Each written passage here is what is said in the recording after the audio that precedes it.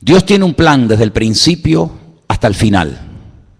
Y en ese plan tenemos que ver el hilo conductor que une todos los acontecimientos de la historia. Nada ocurre por casualidad, nada. Ni una hoja de un árbol se cae sin permiso del Señor. Algunos dicen, uy, es que la naturaleza tiene una fuerza. La naturaleza tiene la fuerza que Dios le ha proporcionado. Nada tiene fuerza por sí mismo. Nadie puede levantarse más de lo que Dios le permita levantar. Es más, la Biblia nos enseña que el Señor es el que quita y el que pone. Hay momentos en los que Dios necesita a un bárbaro y a un criminal como Nerón. ¿Sí? ¿Cómo no? Hay momentos en los que Dios permite que se levante un Nabucodonosor, pero cuando no le hace falta, Dios lo quita. Hay momentos en los que Dios tuvo que necesitar a un Poncio Pilato, porque si no hubiera habido un Poncio Pilato, seguramente muchas profecías nunca se hubieran cumplido. Pero hoy en día a nadie se le ocurriría ponerle a su hijo Poncio Pilato, pero Jesús le han puesto los padres a muchísimos hijos, porque Poncio Pilato ya ni se habla prácticamente de él. Dios es el que controla la historia, el que maneja los políticos, el que maneja la naturaleza, incluso hasta el diablo. Tiene que pedirle permiso a Dios para cada una de sus actuaciones. Y los políticos que están ahora en la calle, pues algunos pueden ser mejores, otros pueden ser peores. Yo ahí ni entro ni salgo porque yo como cristiano no pierdo mi tiempo en esas cuestiones. Yo sé a lo que Dios me ha llamado y a lo que Dios no me ha llamado. Lo tengo clarísimo. Dios me ha llamado a mí a predicar el Evangelio. A Cristo crucificado y a este resucitado y punto. Y todo lo demás. Nuestra obligación es orar. Nuestra obligación es respetar. Nuestra obligación incluso es someternos a las autoridades siempre y cuando, escuche bien, siempre y cuando no vayan en contra de la palabra. Hasta ahí podíamos llegar. Mientras vayan en una línea que no vaya en contra de la palabra de Dios, de acuerdo, por ahí entramos. Pero en el momento en el que se dicte una ley, en el que nos prohíban, nos impidan en un momento determinado hasta predicar el Evangelio, como ha habido ocasiones, y en este país se ha prohibido predicar el Evangelio, y en este país se han quemado a cristianos, y en este país se ha torturado a cristianos, y se han quemado Biblias, etcétera, etcétera. Nosotros automáticamente, por encima de la autoridad, del sometimiento al hombre, nos sometemos a la autoridad, de la máxima autoridad que es nuestro Dios, y al cual honramos y servimos con nuestra vida. Hay momentos en la Biblia en la que encontramos que hay personas, creyentes, grandes hombres de Dios, que se sometían a la autoridad del momento, pero llegaba un momento en el que decían, amigo, hasta ahí podemos llegar. Tenemos el caso de los discípulos, cuando dice la Biblia que por predicar el Evangelio, por orar por la gente necesitada en las calles de Jerusalén, fueron confrontados por las autoridades de la época y les prohibieron categóricamente predicar el Evangelio. Y Pedro y Juan dijeron, por encima de vosotros nosotros obedecemos a nuestro Dios, porque no vamos a dejar de predicar lo que hemos visto y lo que hemos oído. Y ellos, aunque fueron torturados, aunque fueron puestos en la cárcel, ellos seguían predicando el Evangelio. ¿Por qué? Porque nosotros nos sometemos 100% al Señor y al hombre con condiciones. Al Señor nos sometemos 100%. Todo lo que Él mande, todo lo que Él ordene, aunque no lo entienda, lo tenemos que acatar. Hay momentos en los que Dios a lo largo de la historia dio leyes, mandamientos a sus hijos que son muy difíciles de entender. Por ejemplo, cuando Dios le pide a un padre que sacrifique a su hijo sobre un altar. Díganme ustedes si eso no tuvo que ser una prueba tremenda. Cuando el Señor permitió que a José lo vendieran sus propios hermanos y fuera acusado de un falso delito que no había cometido, como era abusar de la esposa del amo, de Potifar, ¿verdad? Sin embargo, nosotros sabemos perfectamente que para poder vivir en paz y en armonía, con el que tenemos que llevarnos bien es con el Señor. Porque Él nunca nos va a fallar, amén, hermanos. Él nunca nos va a fallar. Quiero que vengan conmigo a una de las cartas que el apóstol Pablo escribió a su hijo en la fe, a Timoteo. Y en una de las cartas que Pablo le escribe a Timoteo, es muy interesante lo que nos dice en 1 Timoteo capítulo 2.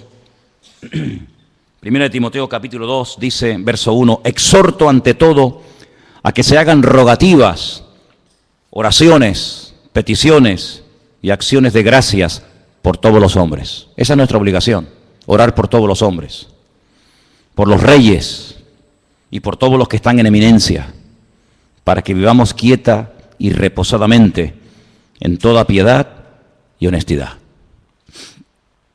Pero la iglesia no está en este mundo, hermanos, para casarse con nadie. La iglesia, el pueblo de Dios está en este mundo para denunciar el pecado. La iglesia está en este mundo para ser una voz profética en contra de la corrupción, en contra de la injusticia, en contra de todo aquello que Cristo no haría y que Cristo no mandó. ¿Cuántas veces oímos comentarios de la gente que dice, en este país la justicia es un cachondeo? ¿No habéis oído ese comentario? En este país la justicia no existe. Y es tremendo, ¿no? Es tremendo ver a veces auténticas injusticias en nombre de la falsamente llamada justicia. Pero nosotros no tenemos que derrumbarnos y tenemos que sentirnos, digamos, defraudados. Porque yo siempre he dicho que para no sentirte defraudado lo mejor es no esperar nada de nadie. Y si tú pones una confianza, una fe, una expectativa, una ilusión en proyectos, en ideas, en un programa electoral, o llámalo como quieras, y luego no se cumple por lo que sea, porque no se pudo, porque no se quiso, por lo que fuera, pues mucha gente se lleva tremendas desilusiones.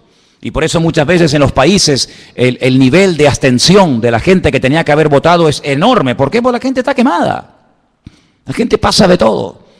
Porque saben que muchas veces por ilusionarse con un proyecto político, con una persona, con un grupo, a la larga pues te puede llevar una desilusión tremenda. Pero nosotros ya hemos aprendido la lección de la historia. Para nosotros esto no es nada nuevo, hermanos. Sabemos en la Biblia que las cosas son tan cambiantes y que en una hora todo puede cambiar y ser completamente diferente. Dice la Biblia que hubo un momento en Canaán, en la tierra de Canaán, donde vivía Jacob con sus hijos, que había hambre, había necesidad, no había trabajo, los animales estaban muriendo de sed, no había comida, no había nada. Y Jacob manda a sus hijos a Egipto. Y todos conocemos, hermanos, que allí en Egipto se encontraba su hijo José. Y todos, para no alargar demasiado la historia, todos sabemos que con el paso del tiempo, toda la familia, casi 70 personas, deciden trasladarse de Canaán a Egipto. Y cuando llegan a Egipto, pues José es una de las personas más importantes del imperio de Egipto. Y el faraón le dice, oye, recibe a tu padre y las mejores tierras, las mejores posesiones, dáselas. Y se fue a la tierra de José, en la desembocadura del río Nilo. Y allí pues ellos llevaron una vida de maravilla. Pero dice la Biblia que cuando murió ese faraón, todo cambió. Aquello que empezó tan bonito, aquello que empezó siendo algo tan maravilloso, una puerta abierta de ser pobre gente allí en Canaán que no tiene ni para comer, ni agua tenían, y ahora verse como las personas más importantes de Egipto, pero todo cambió. Dice que se levantó otro faraón que fue completamente diferente al anterior faraón y lo fue convirtiendo paulatinamente, poco a poco, en la mano de obra barata, en auténticos esclavos. Y aquello que empezó tan bonito terminó siendo un desastre. Y dice que la aflicción, el llanto, la muerte, la esclavitud se apoderó de aquellos miles y miles de personas que se habían ido reproduciendo y reproduciendo en Egipto. Y bueno, y cada día era peor, y más presión, no salieron a tiempo. Tenían que haber salido antes, pero no supieron discernir los tiempos. Se quedaron demasiado tiempo en Egipto. Tenían que haber ido y salir, pero se quedaron allí. ¿Por qué? Porque se sentían cómodos, había trabajo, había abundancia, había prosperidad. ¿Para qué voy a volver otra vez a Canaán? ¿Para qué? No salieron a tiempo. Y dice la Biblia que de la noche a la mañana se promulga un edicto donde el faraón decreta que todos los niños tienen que morir asesinados, arrojados vivos al río Nilo. Y dice, pero bueno, ¿y a qué viene esto? Amigo, el diablo también tiene sus planes, ¿sabes? El diablo también tiene su agenda, tiene sus proyectos, tiene sus objetivos. Y dice la Biblia que el pueblo comenzó a clamar. El pueblo comenzó a desesperarse porque veían que aquello iba a peor y a peor y a peor. Y todos conocemos, hermanos, que después de 40 años prácticamente de no saber nada de este hombre, de repente el Señor llama a un anciano, porque ya Moisés era un hombre ya muy mayor, y el Señor lo llama, le dice, saca de la esclavitud a mi pueblo. ¿Quién lo diría? ¿Quién lo diría cuando José fue y habló con el faraón y se presentó ante el faraón y repartieron aquellas tierras y se les permitió construir ciudades para que ellos vivieran tranquilos con sus leyes, con sus costumbres, con sus tradiciones, con sus cánticos, con su típica vida, ¿verdad? ¿Quién les iba a decir que aquello se iba a convertir en una auténtica tragedia y dolor? Pero bueno, así son las cosas. Y tuvieron que aprender que poner la confianza, poner la fe en el hombre es lo peor que una persona puede cometer en esta vida. Hemos aprendido de la historia, hermanos, hemos aprendido los cristianos a base de sangre, a base de martirio, a base de muerte. Maldito el hombre que confía en el hombre. Es interesante notar que cuando el Señor Jesucristo le dice a sus discípulos en el Monte de los Olivos que la ciudad de Jerusalén va a ser sitiada, que el templo va a ser destruido, con una agresividad tan brutal que dice que no quedaría ni piedra sobre piedra, es interesante que la historia dice que muy pocos cristianos murieron en aquellos días, en el año 70 después de Cristo en Jerusalén, porque ellos habían recordado, ellos sabían que el Señor Jesucristo había profetizado la futura destrucción de Jerusalén y del templo. Y dice que murieron miles de judíos, pero muy pocos cristianos. ¿Por qué? Porque recordaban las palabras del Señor y el que tenían que salir de allí y supieron interpretar los tiempos. Y nosotros si algo necesitamos hoy en día más que nunca es discernimiento espiritual. Amén. Las cosas no ocurren por casualidad, saber por qué pasan estas cosas y de dónde salió y por qué está ocurriendo esto. Y hermanos, estamos oyendo en estos días en televisión nombres de los tiempos de la Biblia. Dice la Biblia que el primer poderoso de la tierra, por así decirlo, el primer tipo del anticristo, el primero de todo fue Nimrod. Tremendo. Y en estos días hemos oído hablar de la destrucción de la ciudad de Nimrod, ¿verdad? ¿Qué te parece? Y estamos oyendo hablar otra vez de Nínive. Y estamos oyendo hablar de lugares bíblicos. Pero es que la palabra de Dios nos enseña que esos sitios quedarían totalmente arrasados y que no quedaría piedra sobre piedra y que esas ciudades serían cueva de hurones y de chacales. Y estamos viendo cómo estas personas entran en ciudades emblemáticas con una cultura y con una trayectoria, con una arqueología y etcétera, y vienen y arrasan con todo, pero eso es casualidad, no. Está escrito en la palabra, hermanos, tenéis que leerlo. Está escrito en la palabra que de esas ciudades no quedaría ni el polvo, ni el recuerdo de esas ciudades. Y estamos viendo cómo se están cumpliendo las palabras del Señor, las profecías de una forma impresionante. Y tenemos que abrir nuestros ojos porque la Biblia dice que el Espíritu estaría hablando a la iglesia continua y permanentemente. Y tenemos que oír lo que dice el Espíritu. Tenemos que saber interpretar lo que está ocurriendo, porque nada, vuelvo a repetir, ocurre por casualidad. Es interesante notar, yo leía en esta semana que cuando le llega la noticia al patriarca Abraham de que dos ciudades muy importantes de la época iban a ser totalmente destruidas y nunca más se volverían a reconstruir, me refiero, como sabéis, a Sodoma y Gomorra, la Biblia nos enseña que Abraham empezó a orar, porque Abraham conocía a Dios. Y Abraham le dice al Señor, Señor, tú vas a destruir en las ciudades al justo y al injusto. Tú no eres así, yo te conozco. Si en esa ciudad hay 50 justos, tú vas a destruir una ciudad habiendo 50 justos en ella. Y el Señor le dice, si yo encuentro 50 justos en la ciudad, no la destruyo. Luego hay como una protección en una ciudad cuando hay un cierto y determinado número de creyentes. El problema es que no había 50. Pero cuando Abraham ve tan determinado al Señor y le dice, bueno, pero es que a lo mejor no hay 50, pero puede haber 45, y va bajando, y a lo mejor hay 40, y a lo mejor hay 35, y a lo mejor hay 30. Pues la conclusión a la que llegó Abraham es que el Señor podía destruir la ciudad porque en esa ciudad no había una protección, una cobertura que protegiera a la ciudad de la ruina. ¿Y sabéis por qué este país nos ha ido totalmente al garete? Por las oraciones del pueblo de Dios. Porque por eso el Señor dice que somos la sal de la tierra y la luz del mundo. Si no fuera por los creyentes, Venezuela ya no existiría, España ya no existiría. Muchas naciones de la tierra donde se han hecho auténticas barbaridades y se siguen haciendo, ya no existirían. Serían pasto de las llamas, serían destruidas por un terremoto, ¿sabe Dios por qué? Pero todavía se mantienen en pie por la misericordia del Señor. Porque allí están los hijos de Dios, clamando de noche y de día. Y hay momentos en los que Dios confronta a los profetas y le dice, yo no quería destruir Jerusalén, pero es que no encontré a un hombre, dice, no encontré ni a uno que hiciera vallado, no encontré ni a uno orando, y como no encontré a uno, pues la destruí. Hay como una protección, hermanos.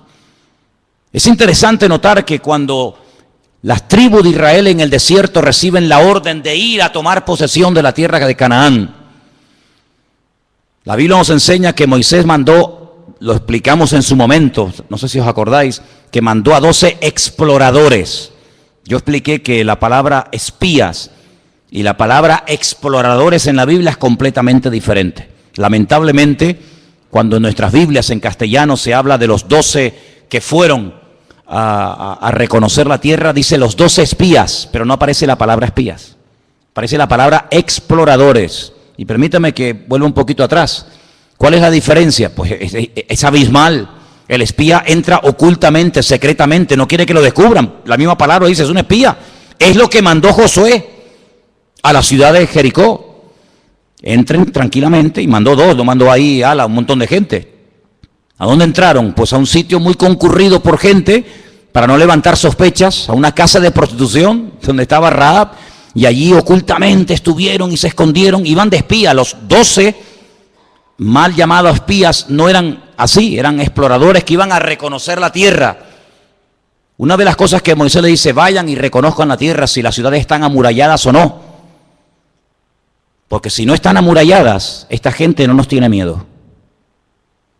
Pero si ellos en este tiempo que han oído que salimos de Egipto y vamos a entrar en Canaán, si las ciudades ustedes observan que tienen murallas, es que nos tienen miedo. Y ellos contaron que las ciudades tenían murallas que llegaban al cielo como algo negativo, y era todo lo contrario, era algo muy positivo, porque dice la Biblia que Jericó estaba bien cerrada porque tenían miedo a causa de los hijos de Israel. Entonces ustedes vayan, y si ven a toda la gente con las puertas abiertas, las ventanas abiertas, sin murallas, es que no nos tienen miedo, esta gente son terribles. Pero si están dentro de las ciudades y las cierran por la noche, es que nos tienen pánico. Ellos pensaban que era algo negativo. Dice la Biblia que una de las cosas que le dice Moisés, dice, vayan y díganme si en la tierra de Canaán hay árboles. Qué pregunta más tonta, ¿cómo no va a haber árboles en un país? Es normal que por lo menos haya un árbol, ¿no? Pero es que la palabra árbol en la Biblia es sinónimo de hombres. Por eso empezamos el culto cantando el Salmo 1. Bienaventurado el varón que no anduvo en consejo de malos, ni en silla de escarnecedores se ha sentado, sino que en la ley del Señor medita de día y de noche. Será como árbol plantado junto a corrientes de agua.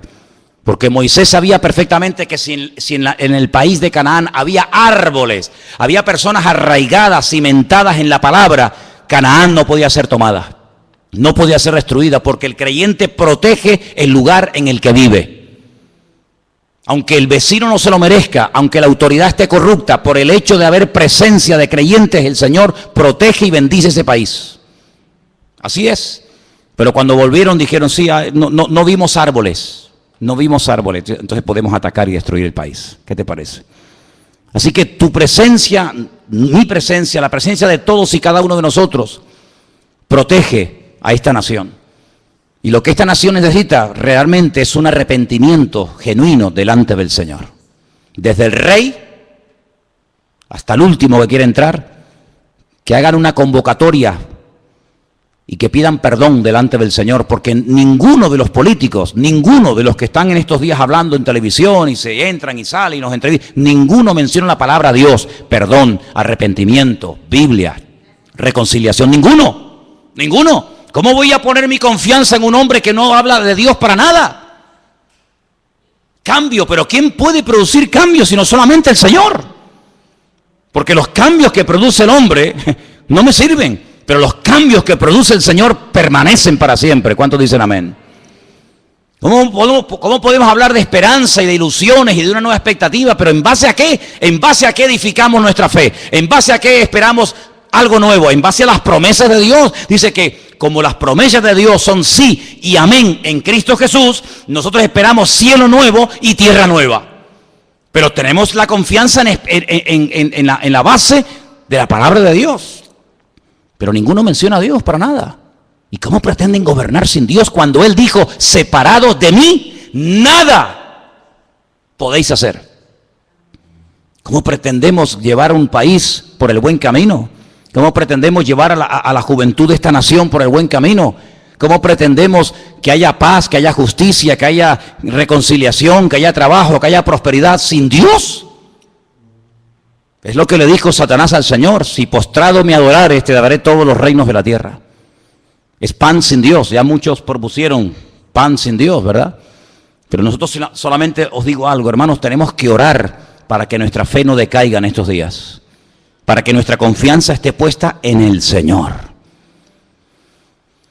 Porque verdaderamente, hasta que en este país no haya un reconocimiento y un arrepentimiento delante del Señor, no habrá un verdadero cambio. ¿Nosotros por qué hemos cambiado? Porque el Señor nos cambió. ¿Por qué seguimos cambiando y tratando de mejorar? Porque el Señor pone ese sentir en el corazón. Pero ¿cuántos políticos son ateos? ¿Cuántos políticos aprueban la homosexualidad, el lesbianismo, el aborto? ¿Cuántos? Todos somos iguales. Mentira. ¿Cómo que todos somos iguales? ¿Cómo va a ser igual un hombre que una mujer? ¿Cómo va a ser una mujer igual que un hombre? ¿Cómo va a ser igual un anciano que un niño? ¿Cómo va a tener los mismos derechos una persona que es un vago, que no ha trabajado en su vida, ni quiere trabajar, ni quiere cambiar, sino quiere vivir del cuento? ¿Cómo lo voy a quitar yo a este, que es una persona que ha trabajado, ha sufrido, ha sudado la camiseta, y se lo voy a quitar a este para dárselo a este que es un vago? ¿Pero por qué? Cuando la Biblia dice, esfuérzate, esfuérzate, esfuérzate, y Dios es galardonador de los que le buscan, y el que no le busca, pues no te galardona, hijo. Pedid y recibiréis. ¿Pero por qué recibo? Porque he pedido. ¿Y por qué he hallado? Porque he buscado. ¿Y por qué el Señor me bendice y me prospera? Pues porque hago lo que Él manda en su palabra. Dijo el Señor, ¿queréis ser mis amigos? Claro, pues haced todo lo que yo os digo. Es decir, sin obediencia no puede haber bendición. Querer los panes y los peces, pero no quererlo a Él, es una temeridad y es un insulto al amor de Dios. Y la gente quiere la bendición, la gente quiere los panes y los peces, la gente quiere lo bueno, pero no quieren pagar el precio. Y el precio, ¿saben cuál es? Sometimiento a la ley de Dios. Qué bueno sería que la gente dijera, bueno, nuestro programa electoral, ¿qué proponemos? Lo que propone la Biblia. Ese es nuestro programa electoral. Amaos los unos a los otros, perdón, poner en práctica las leyes económicas, que las leyes económicas de la Biblia son perfectas, perfectas. Se evita la usura, el abuso, la vagancia. ¿No dice la Biblia, el que no quiere trabajar? ¿Qué dice la Biblia? Que no coma. Pero sin embargo, ofrecemos los panes y los peces a cambio de nada. Amados hermanos, estamos viviendo tiempos de cambios, tiempos extraños, tiempos donde ahora hace calor y al día siguiente nieva.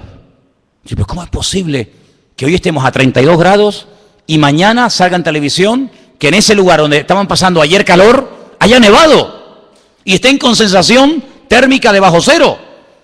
Lo natural, siempre os he enseñado, es un reflejo de lo espiritual. Y estas cosas raras que estamos viendo en el clima, estas cosas extrañas, países que así son destruidos, como por ejemplo Nepal, con todo mi respeto, ¿qué era Nepal? Un centro de idolatría, un centro de templos paganos donde se adoraba a los monos, las ratas, los piojos, las serpientes, y las montañas que adoraban se les vinieron encima. ¿Qué te parece, amigo? Es que tenemos que ver el trasfondo espiritual de las cosas. No nos alegramos con la muerte de nadie, dice la Biblia. El Señor quiere que todos procedan al arrepentimiento, que todos busquen del Señor. Pero hermano, cuando ocurren ese tipo de tragedias en ciertos y determinados lugares, oye, veamos más allá. Es que se rompió toda la arquitectura. ¿Pero qué arquitectura me estáis hablando? Templo al dios mono, templo al dios rata, templo al dios piojo. Eso tenía que haberse destruido hace siglos. Siglos tenía que haberse destruido, pero no. Tremendo.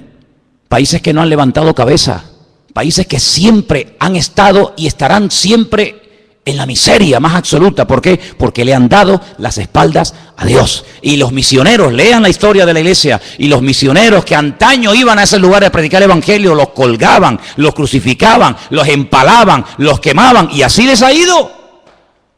El profeta Jonás fue a Nínive, dijo, de aquí a 40 días, dice el Señor, Nínive será destruida. Y Nínive no fue destruida, ¿sabéis por qué? Porque se arrepintieron. Ya el Señor tenía determinado el castigo, la destrucción, la aniquilación total y absoluta de Nínive. Pero Nínive duró mucho tiempo, porque hubo arrepentimiento. Dice que desde el más grande hasta el más chico se pusieron a orar, a ayunar, pidieron perdón. Esto le molestó mucho a Jonás. Jonás era un predicador muy extraño. La gente se convertía y se enfadaba. La gente pedía perdón y se enfadaba con Dios. O sea, yo lo sabía que se iban a arrepentir y tú los ibas a perdonar. Claro, claro, ¿verdad? Pero ¿qué ha sido de esos países? ¿Qué ha sido de esos lugares donde antaño se predicaba el evangelio? Pues centros de idolatría, de paganismo. ¿Qué es lo que ha traído el Islam al mundo? Miseria. Eso es lo que ha traído el Islam. Miseria, pobrezas, donde 4 viven como reyes y el resto del pueblo ni en la Edad Media. Eso es lo que ha traído el Islam, el Corán. Miseria, pobreza, injusticias, países que no terminan de levantar cabeza. Qué tremendo, ¿verdad? Por eso, amados hermanos, nuestra confianza no está en el hombre, nuestra confianza está en Dios. Si me preguntan ustedes, ¿y tú qué vas a hacer? Yo no creo en el hombre, en ninguno de ellos, en ninguno de ellos, en ninguno. Porque la historia nos ha demostrado a nosotros los cristianos que lo que empieza muy bonito, al final puede terminar convirtiéndose en una auténtica ruina. Y mi expectativa, mi confianza no está puesta en el hombre, mi confianza está puesta en el Señor. Nuestra obligación, ¿cuál es? Orar. Eso sí tenemos que hacer. Orar, porque esa gente sin oración son vulnerables. ¿Se imaginan ustedes un rey? ¿Se imaginan ustedes un presidente de un gobierno? ¿Se imaginan ustedes un gobierno sin la ayuda del Señor? Es una locura, una auténtica temeridad. Y las barbaridades que se han hecho, lo que se ha saqueado, lo que se ha robado, lo que se ha mentido, lo que se ha tapado, ha sido algo realmente tremendo. Y la iglesia tiene que despertar ante la realidad de que a veces hay mucha corrupción y mucha tiniebla porque hay poca luz. Cuando hay poca luz, parece que hay muchas tinieblas. Pero cuando hay luz, las tinieblas se disipan, por pequeñas que sean. Tenemos que comenzar a tomarnos más en serio nuestra relación con Dios.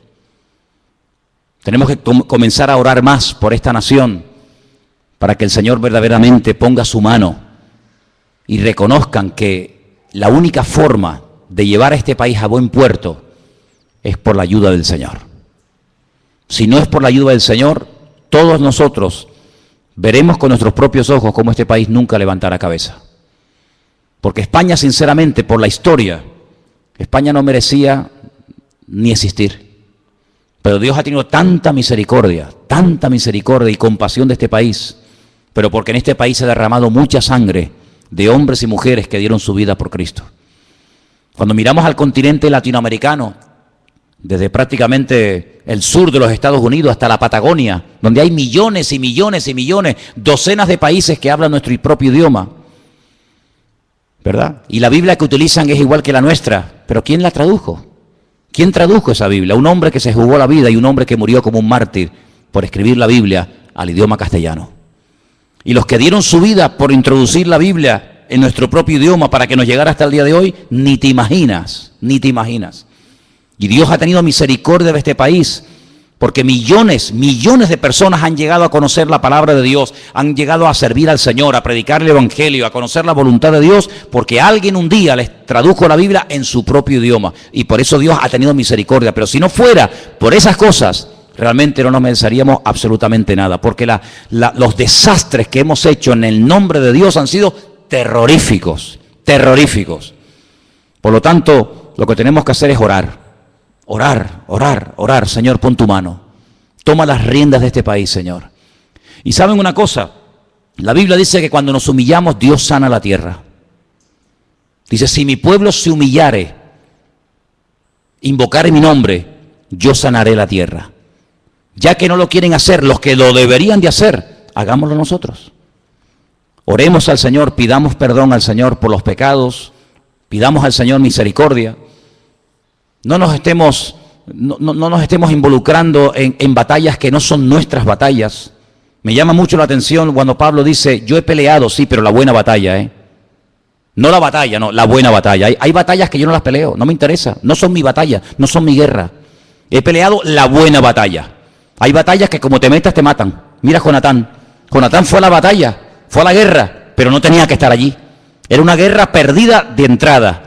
¿Por qué? Porque el rey no tenía el respaldo del Señor. Su padre había sido desechado por el Señor. ¿Para qué se tiene que enrolar él en una batalla que le va a costar la vida? Y así fue. Lo mataron a él, a sus hermanos, a su padre, porque se metió en una batalla en la cual Dios no estaba. Y hay gente que se mete en camisas de 11 varas, pero el apóstol Pablo dice, no, yo he peleado la batalla, pero la buena batalla, la batalla de la fe, la batalla del evangelio, y he mantenido la fe, he guardado la fe.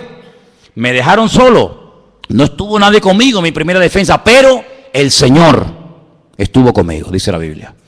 Y él, hermanos, les recomendaba a los creyentes que dada la presión social y política de la época, dice, oren, rueguen al Señor para que tenga misericordia y para que ponga su mano sobre la vida de todos y cada uno de sus hijos. Y eso es lo que queremos hacer, amén, hermanos.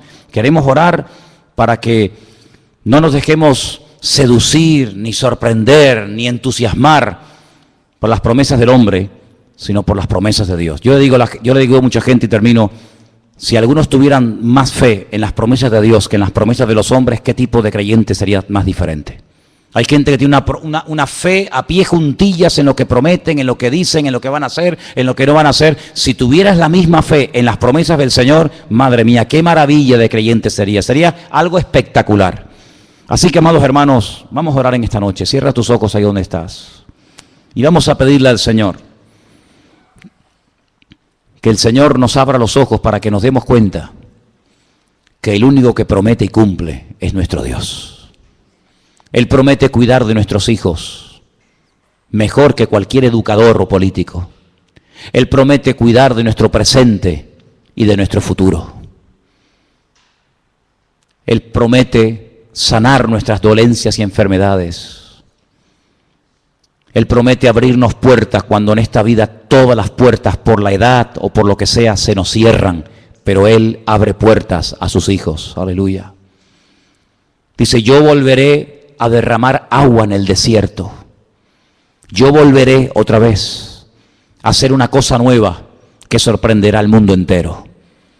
Y por eso nuestra fe, que es un tesoro precioso, no la pongas, no la deposites, no la hipoteques en lo que no es de Dios. La fe se te dio para que la usaras para el reino, para ponerla en el Señor, para ponerla en la palabra, pero ten cuidado, no estés utilizando tu fe para un uso inadecuado, para algo que no tiene nada que ver con el reino y con lo que la palabra de nuestro Dios nos enseña. Nuestra fe tiene que estar puesta en el Señor. Al Señor tu Dios adorarás y a Él solo servirás. Él quiere la exclusividad. El Señor te quiere todo, 100% para Él. Y en esta tarde, Señor, queremos unirnos como iglesia y oramos por España, Señor. Oramos por el futuro de este país. Tú sabes, Señor, lo que este país, esta nación necesita. Tú sabes, Dios mío, las cosas que han ocurrido y que siguen ocurriendo en este país. Te rogamos en el nombre bendito y poderoso de Jesús, que tú tengas misericordia de este país, donde ha proliferado tanta maldad, donde te han dado las espaldas en las universidades, en los colegios, en los parlamentos, en los institutos, en todas partes, no te quieren, Señor. Pero, Señor, te pedimos en el nombre de Jesús que por amor a tu pueblo y por amor a tus hijos, bendice, Señor, sobre todo a tu pueblo que aquí está en este país. Señor, tú sabes, Señor, todos los cambios que se avecinan, tú sabes todas las caras nuevas y personas nuevas en el panorama político que se presentan. Señor, te pedimos en el nombre de Jesús que se haga tu voluntad, Señor. Que se haga tu voluntad, mi Dios. Pero que no nos olvidemos que lo más importante es honrarte y servirte a ti, que es lo que verdaderamente tiene premio y recompensa y galardón, servir al Señor.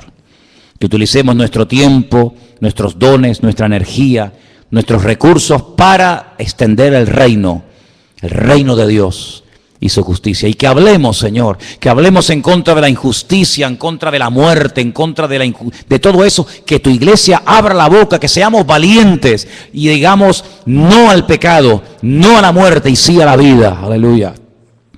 Y que verdaderamente te reconozcan a ti, el único Dios vivo y verdadero. Señor, únenos con tu Espíritu, Señor. Y que todos y cada uno de nosotros estemos en estos días orando para que el futuro de esta nación, aleluya, tú lo dirijas, Padre, y todo salga conforme al plan y al diseño del Señor. Aleluya. Te damos gracias, Dios mío, porque sabemos que tú eres bueno, que para siempre es tu misericordia y que tú tienes un plan y que todo apunta en una dirección. Y es a tu venida, Señor. Tú vienes pronto. Esa es la cruda realidad, que los tiempos se acortan, que tú vienes pronto y tu iglesia tiene que estar velando y orando para que no nos sorprenda las cosas como ladrón en la noche. Bendito sea, Señor. Gracias te damos en esta noche por este privilegio que nos das de entender tu palabra, de tener el mapa, la brújula de tu palabra en nuestras vidas. Que ahora más que nunca la leamos, la escudriñemos, porque en ella encontramos la respuesta, Señor. Te lo pedimos todo en esta noche en el bendito nombre de Jesús. Amén y amén. Aleluya. Y amén. Aleluya. Y amén. Aleluya. Y amén. Aleluya. Y amén.